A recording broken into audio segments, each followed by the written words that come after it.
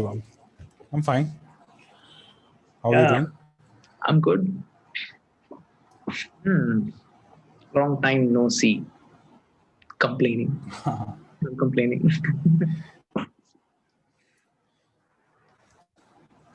Sorry. Just I think last Saturday I just forgot about it, and before that got occupied somewhere. But plus, you'd also never like notified me or like could have left a message or something. Yes, I guess I you were busy didn't as do it. well. I thought maybe you were busy, so I thought you know it. You will come when you get free. So even today, I was reluctant in notifying you. I thought maybe you were busy or something. No, it's fine. I was actually just going through the book that you recommended, Yes. and it's interesting. Hmm. Uh, I don't know why, but I see some similarities with Feynman lecture series. Have you read those? Like the I mean, it Could you might be remind me which strange, book I but recommended you? Could you just remind me once again? uh, AP AP French. Oh yeah. French, Okay. All right. yeah, this MIT introductory course. Yes. Yes. Hmm. So, haven't you gone through this So, book before? it, Have you not heard about it before? I don't know. Tell me. now I've heard about it, but when I was like just starting with my like oscillations in general Mm-hmm. and waves, someone recommended me the Feynman lecture series, Mm-hmm. so I drifted towards that. And now that I'm Mm-hmm. reading this, I find that both are quite similar. At least, I mean, even in their wordings and like the Mm. structure, it's quite similar. Yeah. At least it So appeared to it's me. it's very it's pretty much conversational style. It's like a Yeah. conversation It's, between a reader and the writer. Mm. Final lecture so I series just read through has a yeah. Please go ahead. I've just read through the introduction, and it's uh, remarkably similar to the Feynman lecture series. Although yes, you're right, the tone may be slightly different, but it still reminds me of that. Actually, I must tell you, there is a very nice history of the Feynman lecture series, and it's one of the most. It's like the top star physicists of the U.S. and the Yeah, U.K. and yeah. Europe. They are like fan of the Feynman lecture series of the 3 volume set, and in fact, in birthdays, in different kinds of occasions, they happen to gift each other and their kids Feynman lecture series. It's a very fascinating thing. And they could be sounding similar. And I think the reason for this could be that, well, they are written in the conversational style. Secondly, they belong to the same country. Thirdly, this is from MIT, the AP French is of MIT. Yeah. Whereas um, Feynman lecture series belongs to the Caltech, California Institute of Technology. Yeah. Okay. Technology. Yeah. So, culture, really they're from the Well, same. but United States is too diverse a country to like. I won't generalize like it on the basis of But country, but as far as the intellectual, what should I call it? The intellectual the spectrum. Yeah, environment goes, it's pretty yeah. much, kind of the West Coast and the East Coast are pretty much the same. The mindset is the same. Yeah. So I would like to show you something, and then we will jump on to the ninth chapter. I'm sure. Was it ninth? I think it was ninth. I think seventh. I would think it was the seventh Okay. chapter. Yeah. All right. So yeah. So we'll jump to that chapter. And it's very wonderful because, particularly because there is a particular section in that chapter that I would like to talk about and put it on record. It's a very wonderful. It was very intriguing. I'll show you something that I think will help you throughout your, upcoming future in physics and research. Um, it's something has it's called applet. Have you heard about applets? Applet in Applets. what context? Applets means the simple Java programs that are designed for a certain purpose, like an Okay, no, that's my weak link. I have actually ideal no gas. working understanding of computer sciences. So No, I'm not talking about Java. as a programmer, I'm talking about. I am a Java. I of course learned Java, but even if you don't know Java, you can use it. It's very wonderful. There are simulate. It's like a scientific simulations. Collect Okay, I see. scientific simulation. That's applets. So I'll show you something on my screen, and then you'll get an idea of it, and then we'll come back to Vibrations and Waves by AP French. Sure. So I'm turning off my video. You may also do the same in case you. Okay. All right. So I hope my screen is visible to you. Not yet. Okay, we'll wait for a while.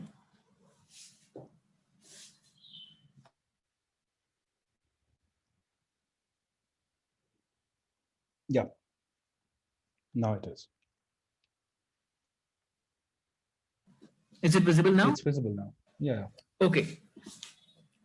So I'll start with something that is less fancier, Okay. but this particular, it's called a PHET. It's from the Colorado University.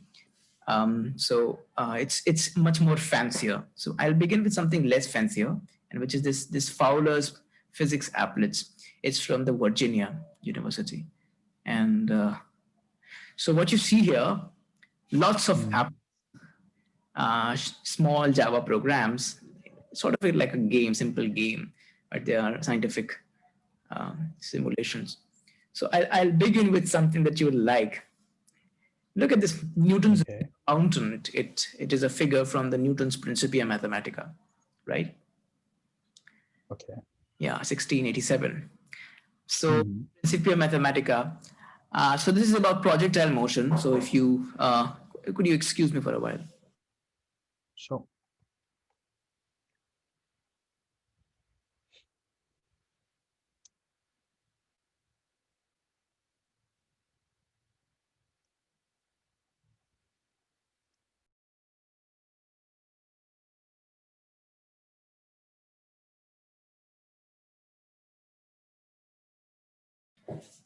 Yeah, my apologies. So what you see here is projectile motion. So if I throw it with a particular, I can change the velocity. If you can see the scroller down beneath, right? So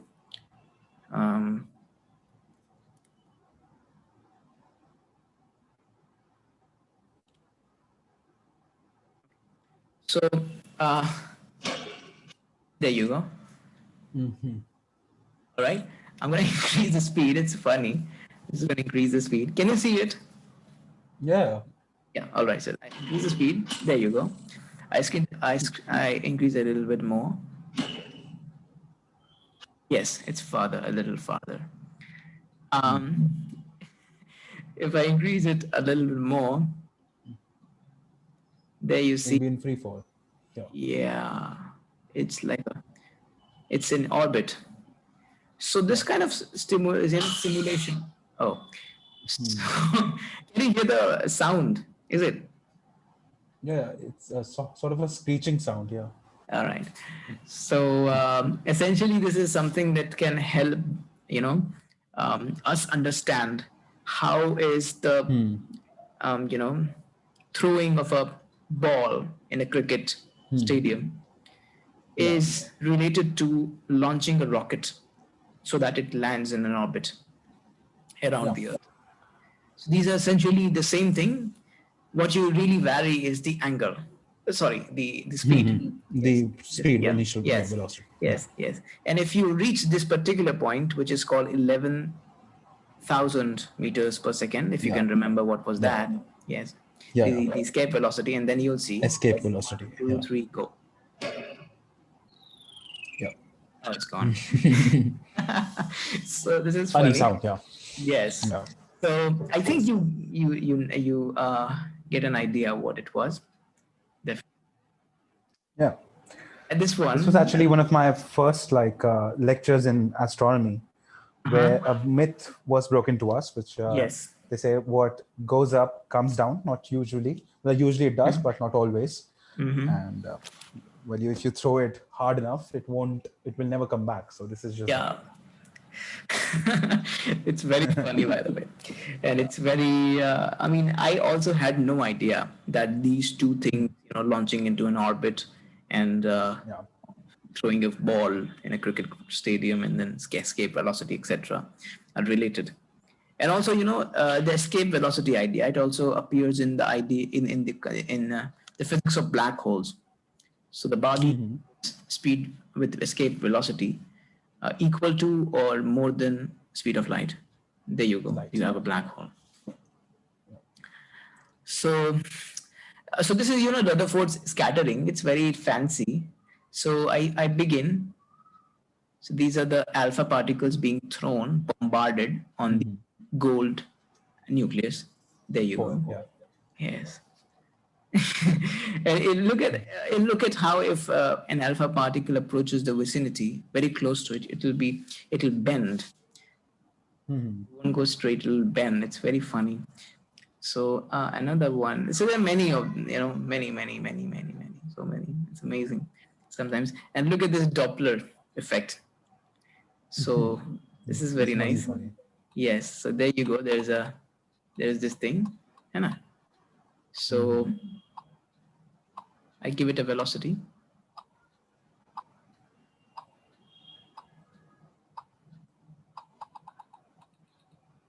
Mm-hmm.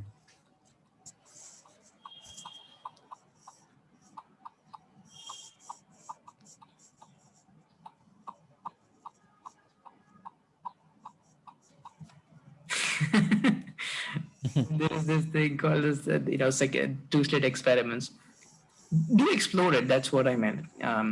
After the session Okay. is It over. looks interesting. Like, Yes, I it's think amazing. I have a lot of fun with this. Yes, definitely. When I discovered it, I was crazy. So look at this, the Carnot engine, isothermal expansion, adiabatic expansion, isothermal compression, and adiabatic compression. Very nicely described. Anna? Yeah. It's Um, engaging. Like it.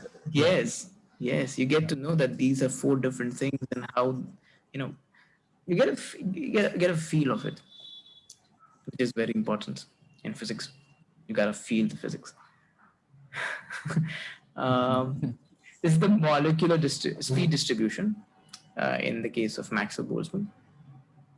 So let's begin. Let's see what happens. So there you go. So it is not um, number of particles. If I increase,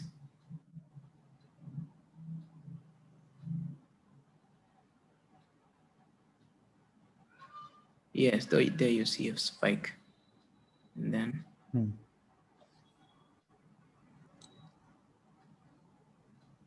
I wish there was a controller I to vary the mass of the particle. I wish that was there. Yes, you were saying something.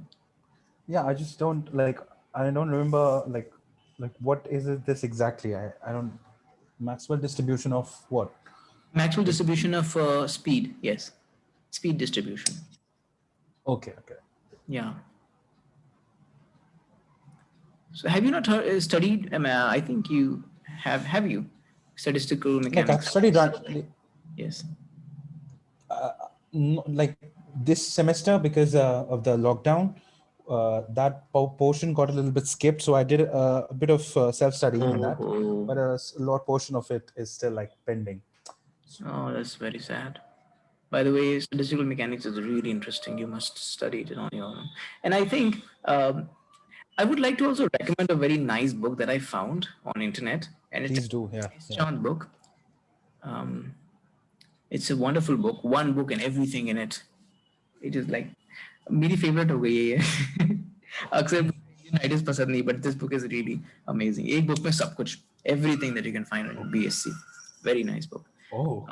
Motivation की है वो South Indian writer Ashton publication and it's PDF That's मेरे a को मिल गया पता very नहीं like bold claim. एक book में पूरा BSc yes like. एक book में पूरा matter है ये देखो यहीं पर है ये देखो सामने खुली हुई है ये modern physics की ये motivation. Okay. It has everything. I mean, if I'll show you the syllabus. Just look at this. You have relativity, you have quantum mechanics, And in quantum mechanics, you even have the the Brock-Ket representation and so forth. The matrix approach to quantum mechanics वो भी है. Atomic physics पूरा का पूरा covered है. LS, JJ coupling, etc. हाँ. And molecular physics भी पूरी दी हुई है. Nuclear physics भी पूरी दी हुई है जितना चाहिए. Solid state physics ही पूरा का पूरा है. I mean इसमें तुमको वो ये सब मिलेगा. Fermi energy के accordingly क्या होता है and so forth. वो कहाँ गया? Let me see. Yes, इसके बाद वाले में आइंस्टाइंस वो स्पेसिफिक हीट वाला दिख नहीं रहा इसमें. Anyway, so वो भी है सब इसमें. इलेक्ट्रॉनिक्स पूरा का पूरा है. And if you look at the detailed index, देखो क्या क्या है इसमें. Theory of relativity, the photons, the theory of relativity again, electron band theory, positive rays, and what particle property of waves, structure of atom, X-rays, the photoelectric effect, Planck's quantum theory, electron, wave mechanics. अब इसमें बहुत कुछ है. Quantum mechanics. अच्छा, इसी में से किसी एक चैप्टर में इलेक्ट्रॉन स्पेक्ट्रोस्कोपी जो होती है ना, इलेक्ट्रॉन माइक्रोस्कोपी, वो सब दिया हुआ है इसमें. मतलब पता नहीं, बहुत डेंस है ये किताब. ये पूरा भरा हुआ है. ये सब भी है. स्पिन्स एंड पैरिटी एक्सेट्रा सब है. मॉलिक्यूलर फिजिक्स में यू कैन सी कितना कुछ है इसमें. I mean this book is amazing. इसमें सब कुछ है. But usually it's recommended to like pursue like specified books, but this one looks really interesting. मतलब. Yes, it has everything. Yeah.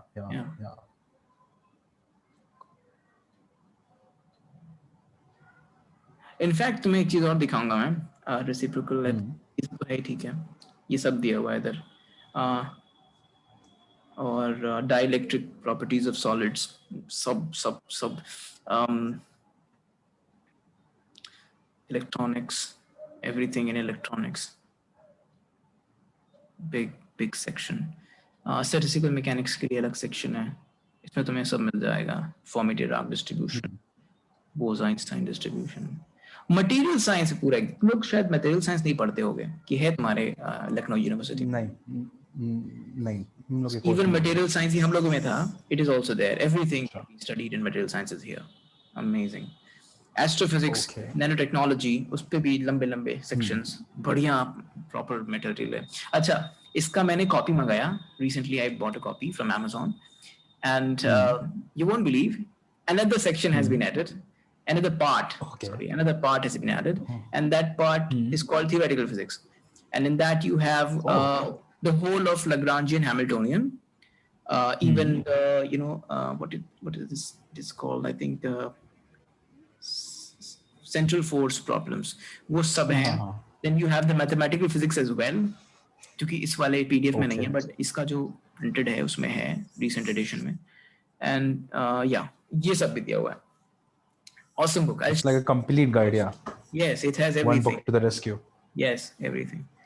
Even जो modern physics जो चलती है ना, क्या नाम था उसका? Modern physics जो चलती है. The foreign Arthur Beiser. Yes, exactly. उसमें भी इतना सारा material नहीं है. हाँ, exactly. That's my go-to book for modern physics, but looks like I need to explore more. Yes, I'll send you the PDF in case. So coming back, ये देखो, यहाँ पे और भी बहुत कुछ है. Centroid, hypocycloids, simple harmonic motion in shadows. Group velocity, phase velocity. This is something that I would like to show you because this is very, very non-intuitive. So what you see right now is the motion of wave packets, subsequent wave packets, one after the other. है ना? And the thing that you must notice is the group velocity and phase velocity are equal in this case. All right? Group velocity and phase velocity are equal in this case, something that we talked about in the last conversation, I think. And so what happens if I increase the group velocity? So I'm going to increase the group velocity. Notice that the phase velocity, which is the speed of a particular crust or trough, it will remain the same, but the whole group will start moving faster. I mean, just look at it. 1, 2, 3, go. The group is moving faster. Individual troughs are moving still with the same velocity. right? And Yeah. the non-intuitive part is uh, individual crests will as usual they will move in the positive x direction, but I Yeah. altered the group velocity such that it moves in the whole group begins to move in the negative Yeah. x direction. Yeah. I see your point. So the individuals who are forming the group are still moving the same velocity, but the group as a whole is not. Yes, Which, group is moving yeah. in the opposite direction, very non-intuitive. Yeah. So Yeah. what you see here is the group velocity equals 0, but still there is some phase Mm. velocity. So phase velocity is 1, group velocity is 0. So the group is standing there. Now I can make it move backwards. Look at that. The groups are moving backward. The phase individual phases are moving forward. So non-intuitive. So it's like a torture to common sense. This is brilliant. This is, yeah. This is very ये counterintuitive. कैसे हो सकता है? Like the first time I read that, the fact that the phase velocity can breach the speed limit, but the group velocity will not. And I was like, what if the every constituent of the group velocity, that is the phase velocity or every aspect of it, if all those substituents are breaching the speed limit, what will happen to the group velocity then? But of course, the answer is that the group velocity will still obey the laws of physics. It will still not breach the speed limit. And I couldn't I couldn't wrap my head around it. And this is sort of similar to that.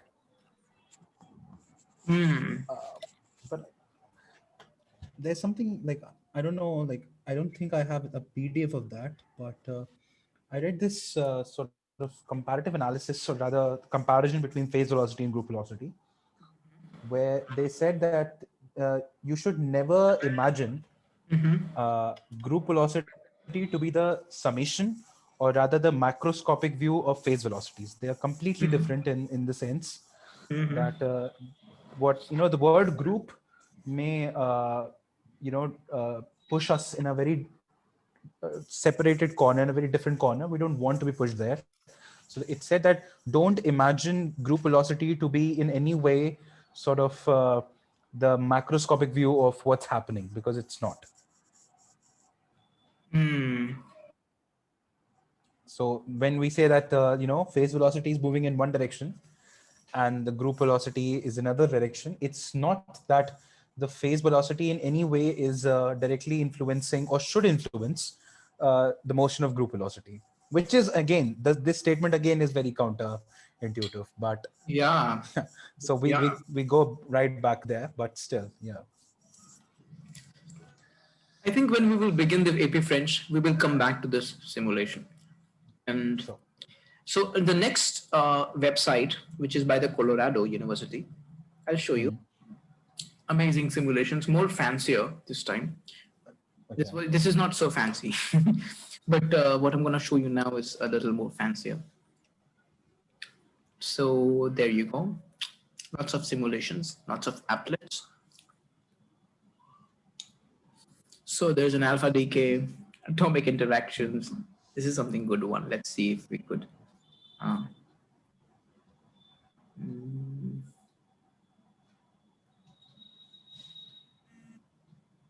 It'll take a little while to load, I guess. Yes, there you go. So you can actually move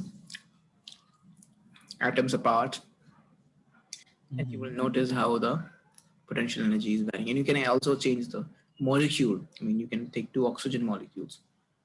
Okay. You see the potential energy is really going down. That's why this is so configuration. But if you make it too closer, you notice this is going up. This thing is going up. The potential energy is actually increasing. Interesting simulation. Look at that now. This is what's happening inside a molecule.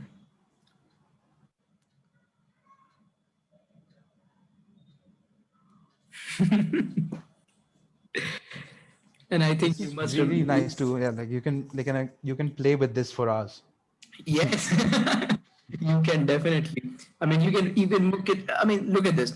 There are two alternatives: normal and slow motion. Very interesting.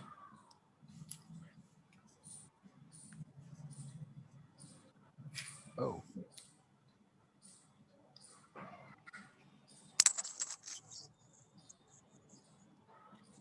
And this is what creates the microwaves in the microwaves in the infrared.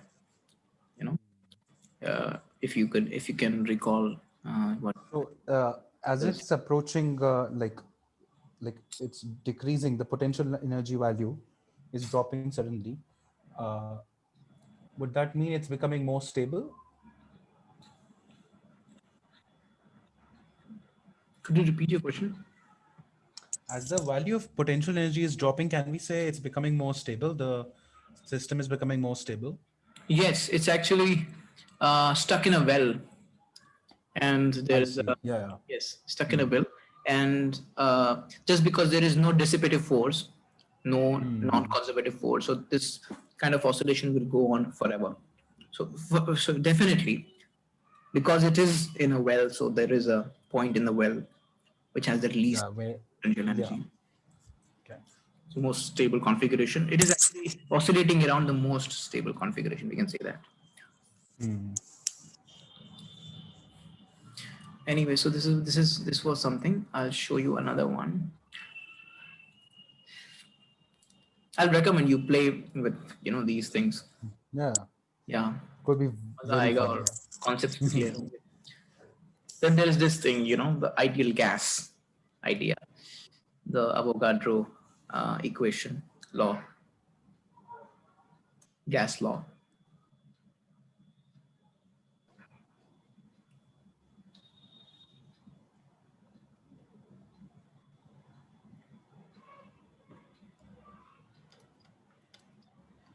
I think I will have to download this thing.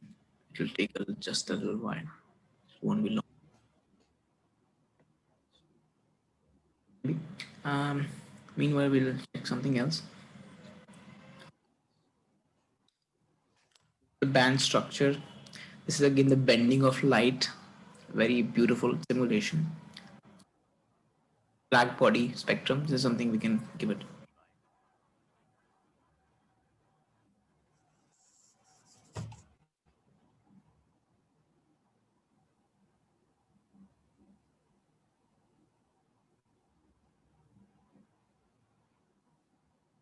Yeah. So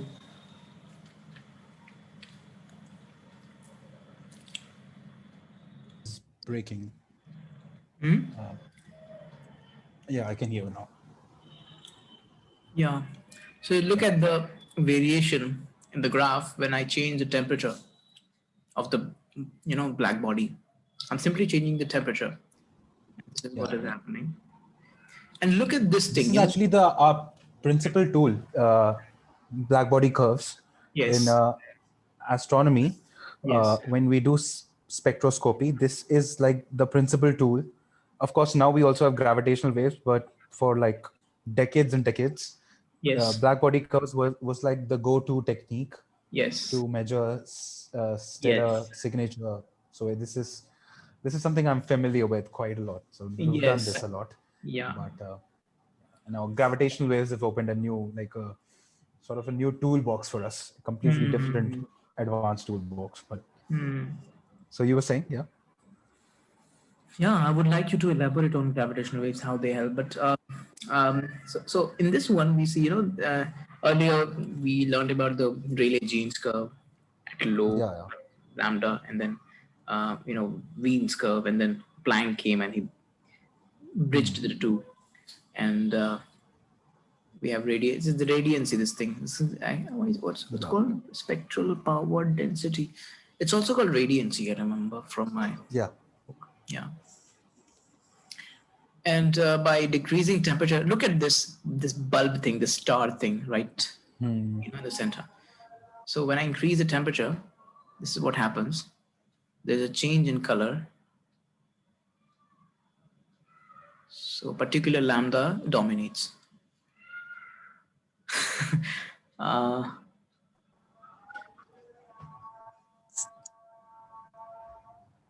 Let's see, can I do something with it? Yes, of course I can. And And the Sirius A star that's mentioned here is actually the brightest star in the visible spectrum that we see. mhm, It's one of the brightest stars. So I mhm. think that's why it's given as a reference point here. Yeah, this is serious. Yeah. Is Sirius the closest or the most brightest? What is it? It's the brightest. It's one of the brightest, yeah. Not the brightest, like one of the brightest. Betelgeuse is the brightest of the Orion belt. Mhm. Sirius is one of the brightest stars The brightest stars in the night sky. in the night sky. But if you search Betelgeuse, you'll get another. Okay, it's fine then. Yeah, so I was saying that. So this was the go-to tool before we discovered gravitational waves, because what used to happen was that it's a sort of miracle of nature, or the beauty of it, that black body waves, black body spectrum, has a very strong correlation with the spectrum of stars. So what happens is that if we compare the spectrum of stars with black body, Uh huh. uh, and we assess spectral lines in a range of wavelengths,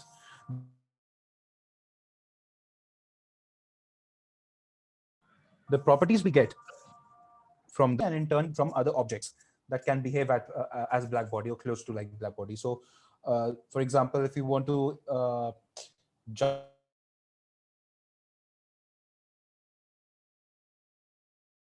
the radiation coming out of that planet, the radiation that bounces out of it, and we compare it from the radiation of Earth, and we compare the part of the radiation that's responsible for oxygen or that indicates oxygen, and just by that, we can very accurately estimate the level of oxygen in the atmosphere of a distant planet. So that's the beauty of it. You will never imagine going there. You will never imagine even sending a probe there, but you can know exactly how much oxygen is there or whether you can breathe there or not, which was like the first time I heard about that was beautiful. Uh, it was really Yeah. fascinating to me. Yes. Now with gravitational waves, it's a completely different thing. I'll come to that later. You were showing me something. Yeah, I would like to add a little bit more to this. Um, of course, in the determination of the composition of various planets, various heavenly bodies, we use the principles of spectroscopy. We have been using it. Yeah. And I don't know whether you know this or not, but the whole development around the atomic theory, the structure of it was only guided by one thing, and it was nothing but spectroscopy. The only lighthouse Oh. to the early, seafarers, sea sailors. The only lighthouse was spectroscopy. And in particular, was it called the Rayleigh? No, it was not Rayleigh. I think it was Rydberg's spectroscopy relation, the Okay. Yeah. empirical Yeah. relation. Yes. So that relation was the only lighthouse for Bohr. That was the only lighthouse for Sommerfeld and other Ishihara, and there were many scientists who worked whose name we don't know because, well, uh, and then even Heisenberg, in 1904 when he was writing his paper, the only thing that was guiding light was spectroscopy, Schrodinger spectroscopy. The whole development of quantum mechanics was based. Um, the success of quantum mechanics was based on the ideas from spectroscopy. So we can say that, of course, classical physics. The ditching of classical physics was the father of quantum mechanics, and Yeah. spectroscopy was the mother of quantum mechanics. Yeah, yeah, it's yeah, it's like the one of the most remarkable tools Yes. physics has ever come across. Yeah. It's just beautiful. Like, In fact, I have written a paper, and I've shown how spectroscopy was the only guiding light, and I want to publish it. I'll soon publish it. It's very mathematically intense, but it is good. Anyway, So, well, coming back to this thing, Hmm. what you see here is this. I think we have spent half an hour. Okay, so what you see here is this container, and well, what is this? Let's see. It's okay.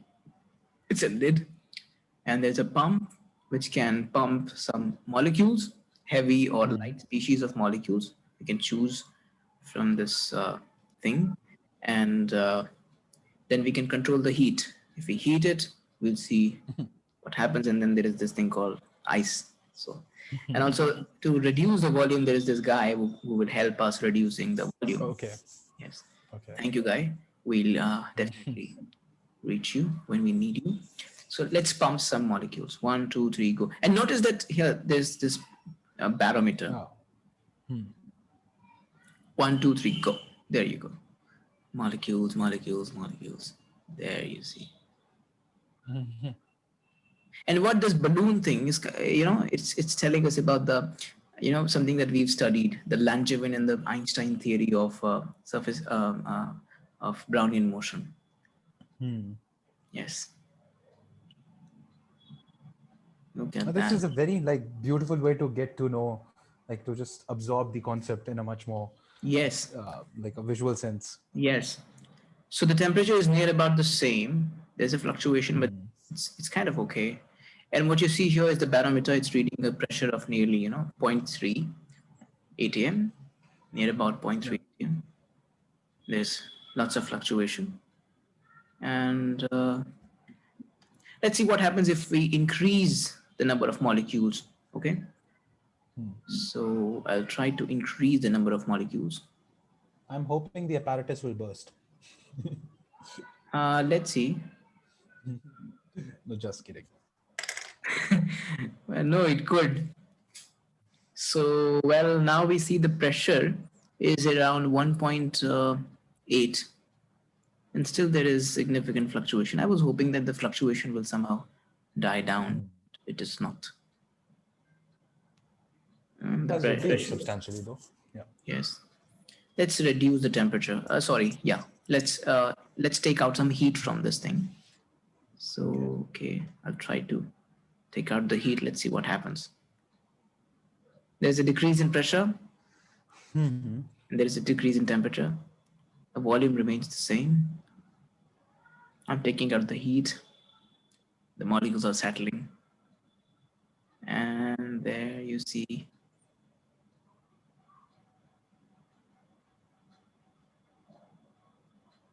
the temperature is still getting decreasing. 51, 45, 44, 40, 40, 37, 39, 39, 32, 32, 28.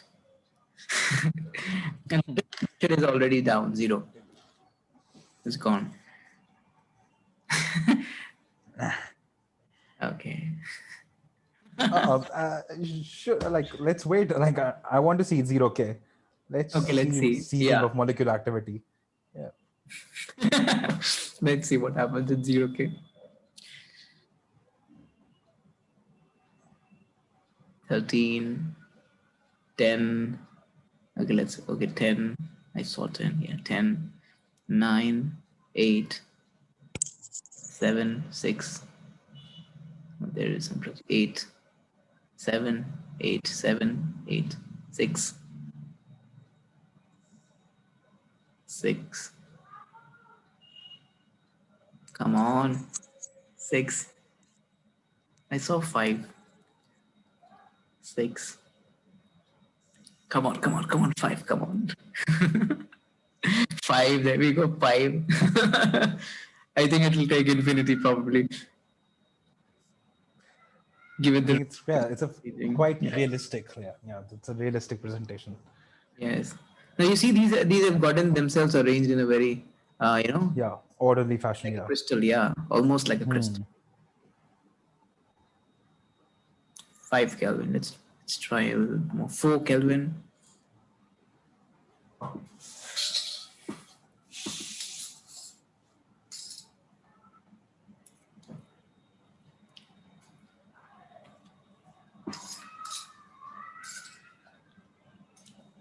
2 Kelvin.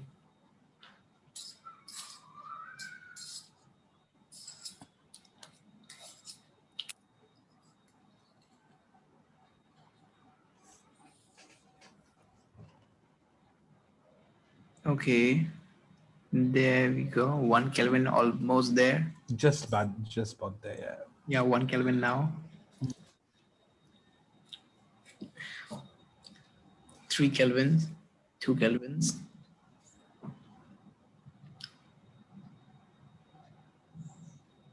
I think that's um Yeah. I think the lowest we'll you take can. a Yeah. yeah. Probably there is some leakage. Let's increase the temperature. It's gonna take a while. Anyway, it's taking too much time. I don't have much time. So um I'll try to, let's see what they do.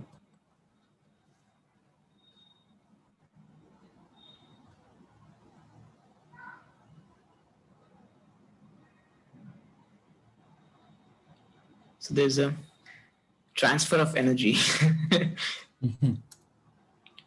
This is like, what we do in calorimetry.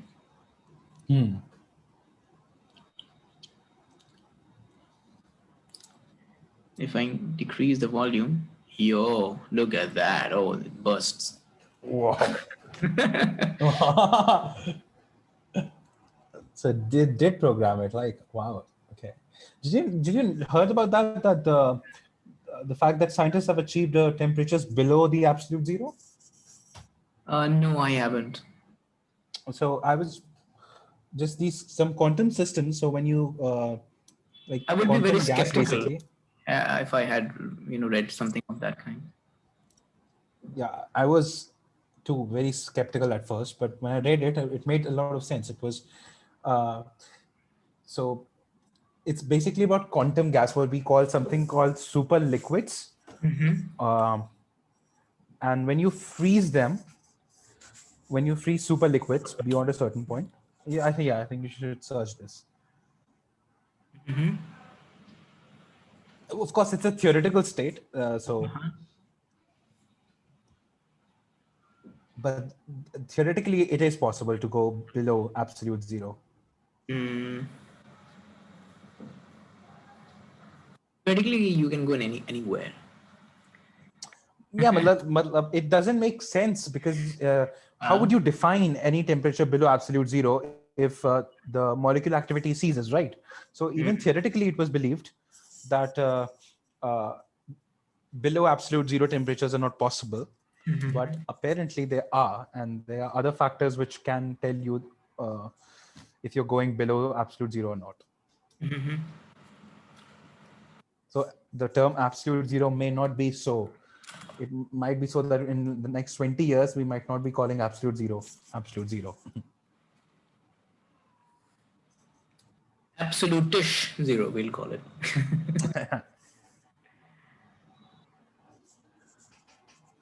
So there's an article by Nature: quantum gas goes below Yeah. absolute zero. Ultra cold atoms pave way for negative Kelvin material.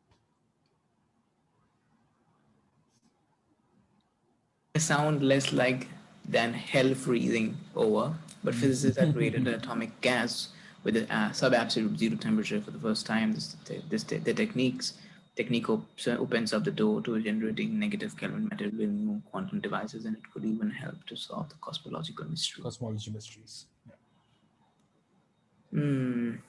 I'll read about it later. So I think this must be enough. We should come back to enough fun. So check out when you get free tonight or maybe whenever. It's wonderful. It's wonderful. I'll try to send you the link in case you haven't noted it down. Okay. So let me open my French.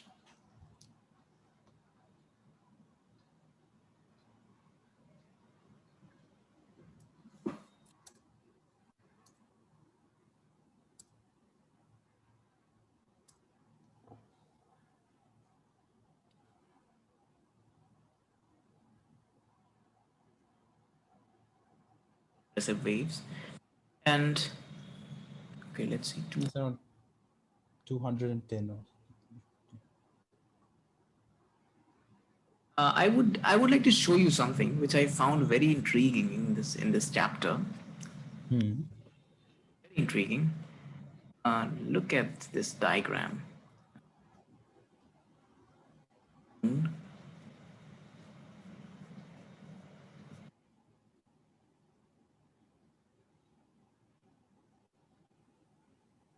Yes, look at this diagram. Superposition of wave pulses. Okay. Yeah, yeah, yeah. I've seen this many times. Yeah.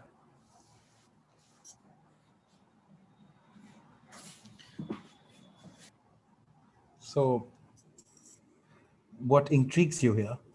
That question mark right in the center of the figure. Okay. I'll read it, and probably you will also feel the way I'm. So, Okay. in the last section, we limited ourselves to the consideration of individual pulses. But one of the most important and interesting features of the behavior of such pulses is that the two of them traveling in opposite directions can pass right through each other and emerge from the encounter with their separate identities. This superposition, at first at work once again, is a very remarkable form. So, figure 715, this figure, what is perhaps the most surprising type of such superposition? Two symmetrical pulses, two symmetrical pulses are traveling in opposite directions. They're exactly alike, except that one is positive and the other is negative. Now, as they pass through each other, there comes a moment at which the whole spring or the whole spring or the string is straight. This particular question mark state, if you can. Yeah, yeah. The whole thing is straight. Um, As if the pulses had annihilated each other. yeah, it is as if the pulses have annihilated each other, and so in a sense they have. But your intuition will tell you that each pulse was carrying a positive amount of energy, which cannot simply be washed out. And indeed, the pulses do reappear. But what it is that preserves the memory of them to the state of zero displacement, so that they are recovered intact in their original form, you know? Again with the memory. So we every time this question comes, I'm driven back to that question that you asked about the medium interaction and memory. Yeah, interesting.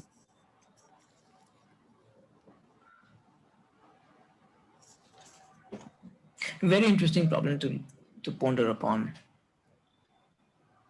Yeah.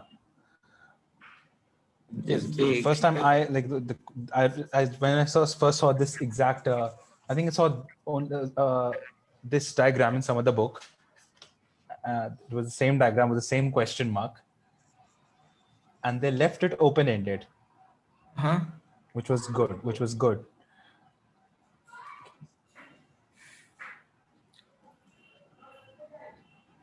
I don't think they have provided an answer. Let's see. And indeed, the pulses do reappear. What it is that preserves the memory of them through the stage of zero displacement, so that they are recovered intact in their original form. It is the velocity of different parts of the system. Is that an answer? Yeah, the string at the instant of zero transfer deformation has a distribution of transverse velocities. Characteristics of the two superimposed pulses. Okay.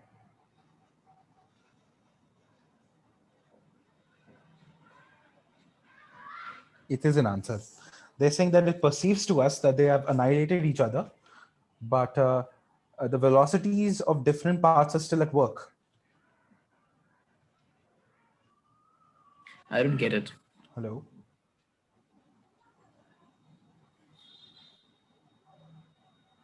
So let's read this again. Hello. I'm listening. I don't get it. Yeah. The string at the instant of zero transverse deformation has a distribution of transverse velocities characteristic of the two superimposed pulses, right? And the velocity distribution of a symmetrical positive pulse traveling to the right is exactly the same as that of the similar negative pulse traveling to the left. This is implied by equation 723 since reversing the sign. Sure. Okay, now they're just transgressing. Okay. If you make a sketch of the two pulses as they appear at two successive instants, thus the transverse displacement cancels, but the transverse velocities add. Okay, and for this one instant, the whole energy of the system resides in the kinetic energy associated with these velocities. So they're saying that the velocity is the solution to this problem. If you How come? consider the Dumb velocity, it down. If you do understand, dumb it down. Because I don't. okay, if you can come a page down to 220, 230. Yeah. Okay.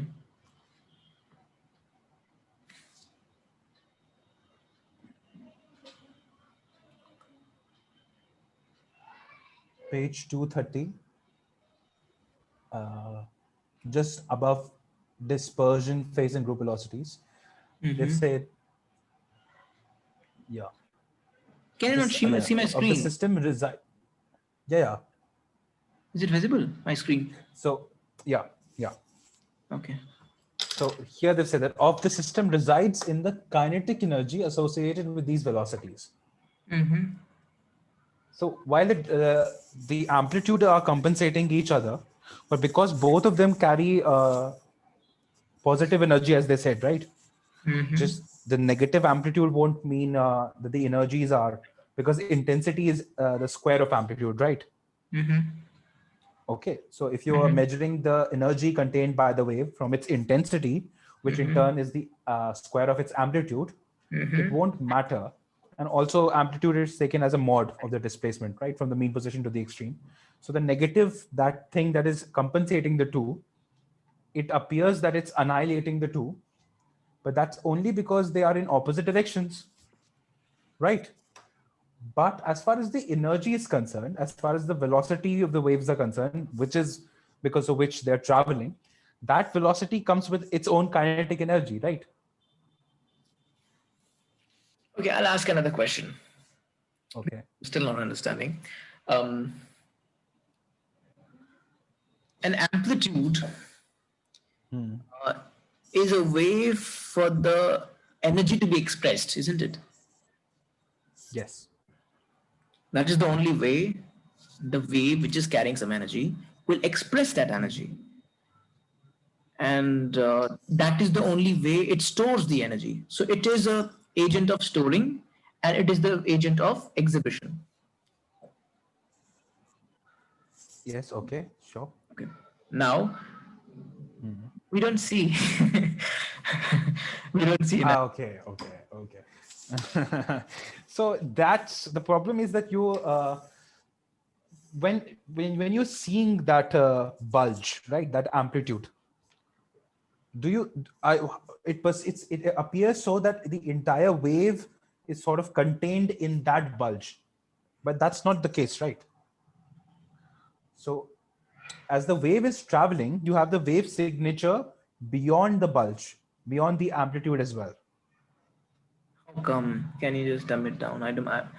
Maybe I'm not able to get it. Like in the sense ki, if you plot a wave, right, Huh? and you say at this instant Huh? the amplitude is suppose x naught, Huh? right, and at other places it will be zero, because Huh? at that place there will be a trough or there will be mean position, right? Yes. But as the wave progresses at a different position of x, you will have the amplitude, so the amplitude shifts, right? it's the material medium. It's not the material medium itself that's shifting, as we have read. It's the wave that's just traveling through the medium, right? So that's what it's saying, that there's a kinetic energy associated with with these velocities, and that is a proper that is expressing itself through the medium. So what appears to us is that the two waves have annihilated themselves just because the shape of them is in opposite direction, but the kinetic energy hasn't been annihilated, right? Okay, I'm probably just running around circles here. It's difficult to explain it, but this I'm makes also a lot of struggling. sense to me that Makes sense. The fact that law of conservation of energy is the most sacred. Uh, yeah. so that's of course is followed here. Of course, it's followed. Hmm. Just Hmm. hold on to it. You will realize that it is stored somewhere. The energy goes nowhere because it can't. Yeah. Hmm. Energy goes nowhere because it can't. Well, that is not an explanation. Well, that's a very strong statement, but yes, it's not an explanation.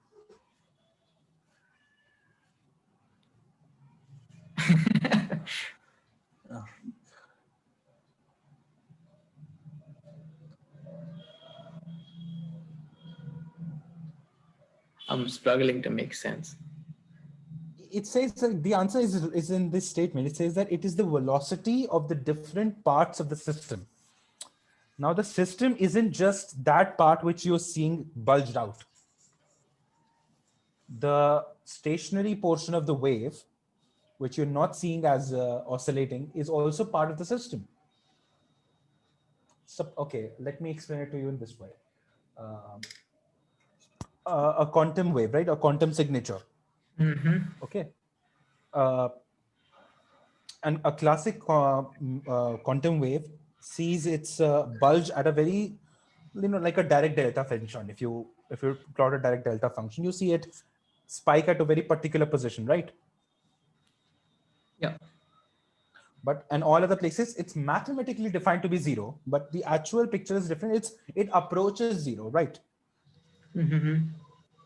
So if you plot it for a different value of x naught, which is like delta x minus x naught, so if you plot it for different value, that extremum shifts. So what would you say, that the wave has traveled? And if the wave has traveled, has it interacted with that section which was earlier not at the maximum? Because if it has interacted, there was some portion of it which was there, which was interacting, or which was at least capable of interacting. That's the same thing that's happening here. You're seeing like the one has annihilated the other, but the velocity is well distributed throughout the wave, right? Every aspect of that wave, whether it has the extremum at that point or not, is traveling with that same velocity. So the portion that has been annihilated is not the only portion that's traveling. You get my point? And therefore the other points of the wave, which were not annihilated, they also have the velocity, and it is because of their velocity that the wave travels ahead. Now you may ask that what happens to the amplitude if it was annihilated? How come it came back, right? That's something we can explore. But the idea of annihilating the wave itself is something that I think this answers. I think we can talk along. I'm yeah, Uh, I'm quite sure my answer was nowhere close to explaining it properly, but yeah. um, I ask a question. So that this particular wave, let's say this thing, this bulge, topmost one, Yeah. we see that it is traveling along a particular direction. So the whole velocity in a certain direction. My question: why not in the other direction? What is that agent that is restricting this wave to travel in the opposite direction? Well, it's the source. It's the source of the wave that has sort of triggered this motion in this particular direction. Also, it's the material medium. Uh, it depends on the material medium's rigidity. So the wave, as it's traveling, as you understand, the wave will lose amplitude. if it's in a material medium. Now, what is that loss of amplitude? It's the dissipation of energy. And how is that energy dissipating? Because it's losing energy in all the directions. So, but to answer your question, I think primarily it depends on the source.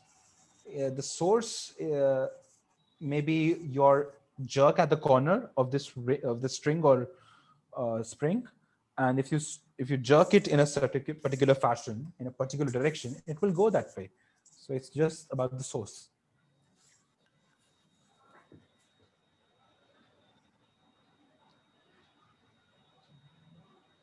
But when I am jerking a rope, which is held in my hand, I'm jerking it. I'm giving a Sure. sinusoidal pulse, really determining the direction. I'm just giving it a jerk. No, it does different. Okay. Uh, it determines the shape. It determines the direction. If you lift your hand and then you bring it down, then you are displacing the parts that were the parts that are ahead of it, of the wave, in the positive direction, and then you are bringing them down. So you are, by the very motion of your jerk, you are shaping the wave. It all depends on the motion of your hand. Definitely, I'm giving it a shape. That I do agree. I'm giving it a shape, but And are you sure I'm giving it a direction? Because otherwise, it would have nowhere to go. I mean, the it has no other alternative see, to choose. well, in a case of a string, you only have two possible directions, right? Unless you like, if you like, you can give it a horizontal jerk, and then it will be instead of seeing vertical and Yes, like yes, vertical I bounce, got you will it. see horizontal. Like exactly, Yes. that's the only alteration that you can make. But other than that, the motion traveling from left to right or right to left, that's the only altercation that you can provide. So yes, I will say yes. That's also based on the source. I'm really dumbfounded. Probably I'm a dumb.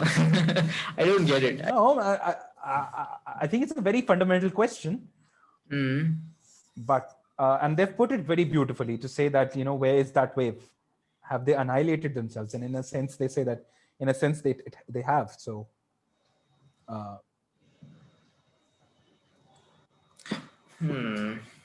but the velocity hasn't been annihilated, right? Uh-huh. So the velocity is still driving the wave. And this is the question again comes like from the fact that, so of course this is something that's superposition of waves is in general counterintuitive, right? How can that happen? But we have to like this, it's difficult to understand, like because we tend to imagine things in terms of matter interaction, but these are not, it's not matter, it's wave. So so that's why what you see is not annihilation, it's basically just vector addition. And as the wave travels further, the vector addition is lost because there's nothing to add or subtract after they have passed each other. So yes, in that sense where they've drawn a question mark, I think that question mark in itself is coming into the place because we're imagining it from a material, like from a matter perspective. Had we developed as a species with a better understanding of waves, right? Then that question mark wouldn't have been so intriguing. I don't know. I can't comment on that. Anyway, Maybe so it's just too bold a statement. Yeah, shouldn't have said that. But नहीं still, ऐसा नहीं है it's okay.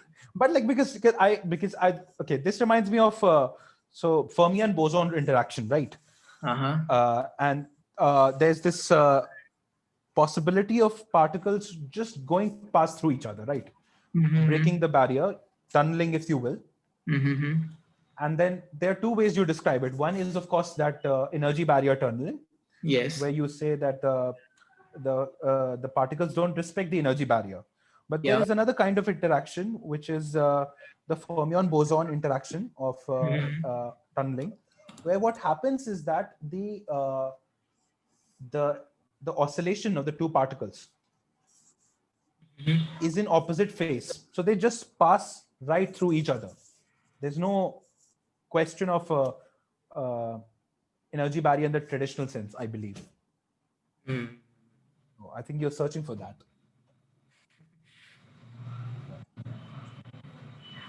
These are so non-intuitive concepts. No, because this always now when these one-dimensional motion, they all talk in terms I've of heard all your explanations. I've yeah. given lots of attention, lots of focus to just listening to you, and still I don't It's feel not like I. intuitive. I understand. I'm like I am saying these words, and I myself am non-convinced, right? Uh, Because I know that what I'm saying is not intuitive. this helped. This helped. Yeah. This will help because it was an impression that So I don't understand and you do. so here again, see the fact that they show us everything in terms of energy barrier, right? Now my question always has been that the energy barrier, if it has to be violated, right, if it has to be tunneled, Uh-huh. then how does the energy barrier matters at all? Because because if it's never to approach that barrier, why does it matter? Like how does its value matter? Why It is it can be even a anything. barrier? Should be called something else. Why barrier? Because it can't behave like a barrier. Like yeah, it's not behaving as a barrier, plus its value is not playing any major role Yeah. as far as tunneling concept is concerned. I'm not considering the normal motion or the normal transfer of particles, but as far as tunneling is concerned, the value of the barrier is of no significance. So can you like elaborate further on it? Like, what do you think?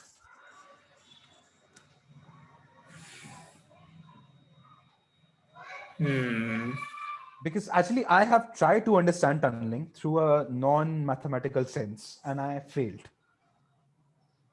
because the math got too complicated again. Just because of math.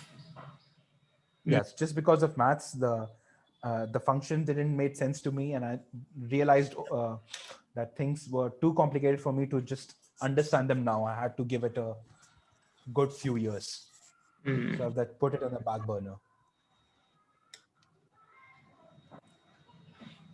This is also very unusual So kind it's of thing. yeah. But I think beyond a point, then quantum mechanics becomes this because you are dealing with mathematics that's very rigid. It makes a lot of sense, but it's not intuitive. Like Yes, yes. these I think functions, just it's because not you intuitive. get an extra term while solving a differential equation, Exactly. uh, Exactly. the whole So physics changes. exactly. It's very beautiful. It puts everything right where it belongs in the right pieces come together.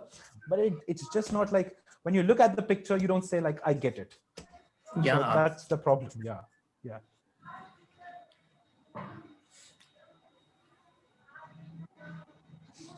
it's very weird. Yeah.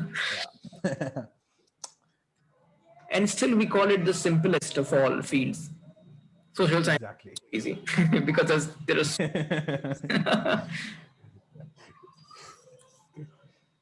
They say you should start from here because it's the simplest to understand, but then again you have to well, I feel like sometimes when we study quantum mechanics, the definition of what we say, what we mean by understanding, that definition changes. To understand is a very different thing when you're reading quantum mechanics. yeah. See, the tunneling is all Happen. about mathematics here. Huh? Tunneling is all about mathematics. Yeah, just It's because you explained get an extra mathematically. term Yeah. while solving a Yeah, differential equation. exactly. Yes, yes, I know that. This is a. I mean, you do this A plus B equals C plus D. Exactly. So intuitive. Of course, now it's gonna be. But when you solve the differential It's equation, yeah, it sounds so simple. It sounds so simple, but yeah, I can relate. yeah. So I've struggled through this. So And when it comes to quantum mechanics, it's better not to say that you understand it. It's better to say you yeah. know what will happen or what happens in Yeah, yeah. Yeah. as a fact. I think But I you think see, yeah. if someone is saying like they understand it, they probably not only don't understand it, they're not appreciating the complexity. Uh huh. I mean, again, this is not my statement, but this is Bo's statement. So I can very confidently say this. If someone is saying that they understand quantum mechanics, then they're not appreciating the complexity of the nature, or rather our inability to comprehend it. So it's like, it's like saying a person sitting in India or some other democracy says, you know, the dictator of North Korea, when he wakes up in the morning, the first thing he loves, absolutely loves to do is talk to a barber. Why? No. And we can never find it out because you can't enter yeah, North Korea and talk to him. And, but as a matter of fact, that's what he does when he wakes up in the morning. The first thing that he does, he talks to a Baba and he loves doing it. Why? Nobody knows. That's what happens. okay, that's a very weird detail. Okay. And you can't really verify. And you can definitely verify because, well, there are journalists sitting in North Korea who report, but you can't really enter North Korea Yeah. to know it, why it happens. You can't interact with Kim Jong Un. Interesting example. Very weird. I just came up with it.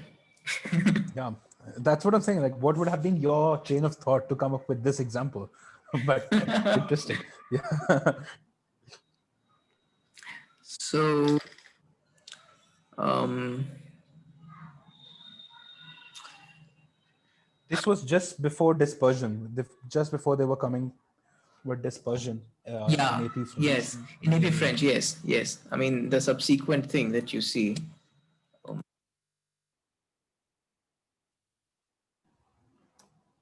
Hello. Yeah, yeah. So the first thing that you see is propagation of waves in a medium, and then you see dispersion, and in somewhere in this we get this non-intuitive thing, the annihilation-ish thing. Yeah. Yeah. And also something that is not very clear to me: how is an isotropic medium interacts with with the wave, and how a non-isotropic medium does the same, or anisotropic medium does something of that kind. What kind of interaction takes place? Why it is? I don't know. Yeah, I have no idea about this. I mean, again, I've only understood this mathematically. So I have absolutely no physical understanding of it. Let's give it a try.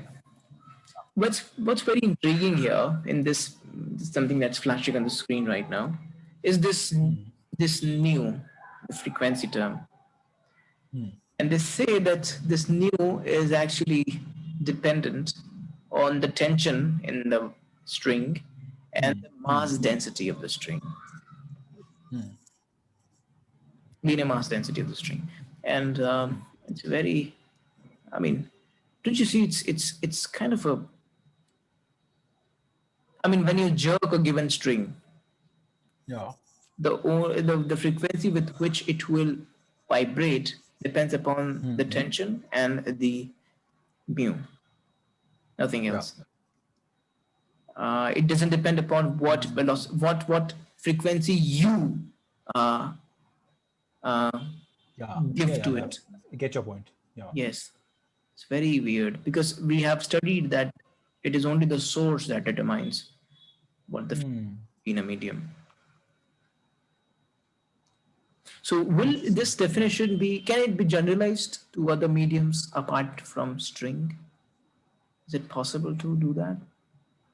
I think complicated structures will follow because if you like try to translate this to say a surface, liquid surface, what would you be considering the surface tension? And if that is the case, then I think the system will get a little complicated. So I don't I'm think there not will be sure. surface tension. I'm not sure if it is surface tension. I will say intermolecular force of attraction will be what tension will be, isn't it? In a liquid medium. Because if you That tighten the rope, yeah, you increase the tension in yeah, the rope. So something of that yes. kind. I'm not sure. Probably intermolecular force. Yeah. Well, but surface tension is also a product of intermolecular forces. So, in a way, Surface tension doesn't come from any other thing. It's just a force But you of can't cohesion talk about adhesion. surface Yeah. tension inside a liquid, can you? Yeah. So yeah, that's what I'm not like. I'm talking about the waves at the surface of a liquid. Yeah. Yeah. Mhm. Inside the liquid, yes, of course, that would be intermolecular forces. And if you see surface tension as a product of intermolecular forces, which it is, then to say that it's intermolecular forces would be a more generalized way of saying it. Yeah. So yes, you're right. Hmm. Yeah. Hmm.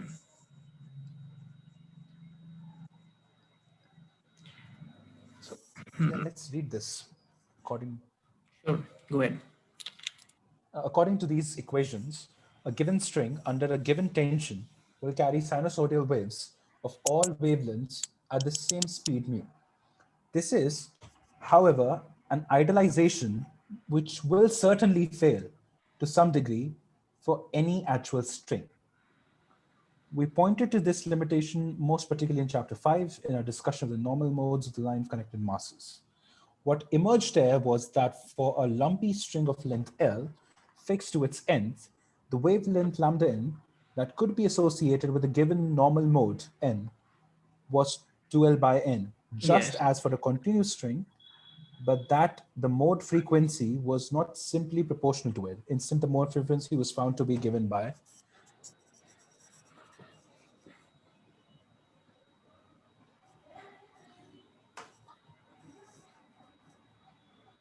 this formula. Okay.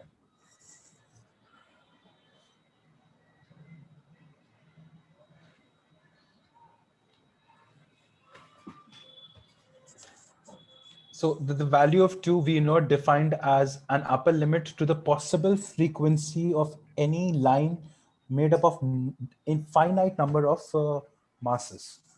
Okay, so this is interesting. They're giving a maximum value. Hmm. Now, that does this maximum value comes from the source? I can't comment. I don't know. Because it seems like okay, instead the mode frequency was found Velocity, to be or is given it by is it what? What it is? I'm not sure. Is it velocity or is it frequency? This thing. the same Tension speed. upon Yeah, mass. Tension, force. they're Yeah. saying the velocity. According to these equations, a given string under a Mm-hmm. yeah. So this is velocity, I guess. Yeah, it's velocity. Correct. Yeah, I checked it Yeah, dimensionally. yeah. It's okay. It's velocity.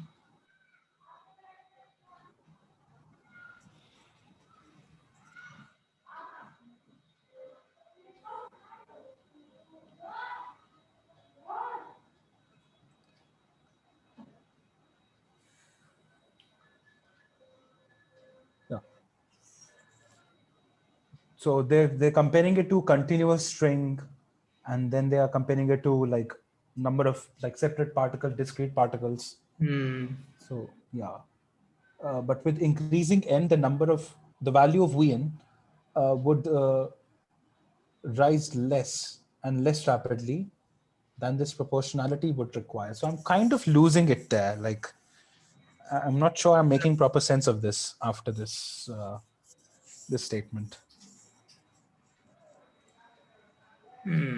Okay, I think this the next paragraph makes much more sense. It says that in general, therefore, we must expect that for waves on a string, pure sinusoidal waves of high frequency and short wavelengths tend to travel with smaller speeds than the longer waves. Okay, this is one example of what is called dispersion, a variation of wave speed with wavelength. Okay, Okay, what is that? yeah, okay. That's a fancy approach. Yeah. We must It's a expect very that interesting for approach. Yeah. waves on a string, for a waves on string, pure sinusoidal waves of high frequency and short wavelength, high frequency and short wavelength, tend to travel with smaller speed Yeah. Short wavelength and short speeds. Yeah. because the thing is very heavy, isn't it? No, but because if the wavelength is what is wavelength? It's just the length traveled by the wave in one oscillation, right? So if the Yeah. wavelength is small, then the Mhm. wave speed would also be smaller. So that's pretty linear. This is one example of what is called dispersion, a variation of wave speed with wavelength. So there again, that comes again with that fact that of how the wave is interacting with the medium. Mm-hmm. So yeah, the dispersion relation that we got quite fascinated about. We were so fascinated in the last discussion. I think I it would like to again add boils down to something. that. I would like to Yeah. add something. Let's get into the fundamentals of how a wave disturbs a medium that is denser versus a medium that is not denser, not dense. Okay. Yeah. So wave is simply a disturbance, right?